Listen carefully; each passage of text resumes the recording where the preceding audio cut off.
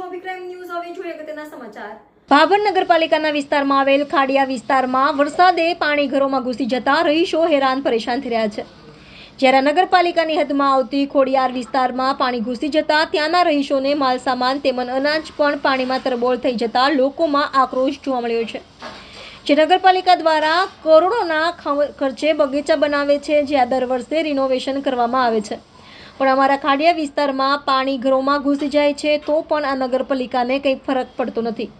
જે નગરપાલિકાને જાણ હોવા છતાં નજરઅંદાજ કરે છે. જે ગ્રાન્ટમાંથી અમારા રહીશોમાં કે વિચારદાનથી જે નગરપાલિકા આ ભરેલા પાણી નદીના નથી, જે અમારા ઘરોમાં પાણીની બહાર કમર સુધી પાણી ભરાઈ જતા બહાર પણ નીકળી નથી શકતા. જે પહેલા વરસાદનો નજારો છે, જે નગરપાલિકા તંત્ર દ્વારા ખાડિયા વિસ્તારના નિકાલ માટે વિચારોને ખાડિયા વિસ્તારમાં પાણી ભરાવાની સમસ્યા દૂર કરીને અમારા પરિવારના ઘરડા મા બાપની છોકરાઓનું વિચાર કરો. Reporter Yogeshbhai Joshi, Abhi Crime News, Bhavnagar.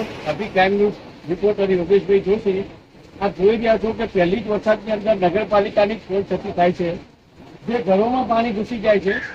લાખો કરોડોના રૂપિયા અહીંયા બગીચા બને છે, પણ જ્યારે ખાડિયાના રહીશો માટે કોઈ પણ વ્યવસ્થા કરવામાં નથી આવી. જે વર્ષોથી આશ્વાસન આપવામાં આવે છે, જે અત્યારે તમે જોઈ રહ્યા છો કે લોકોના ઘરમાં પાણી બેસી ગયા છે, તેમ છતાંય તંત્રને આડા કામ કરવામાં આવે છે.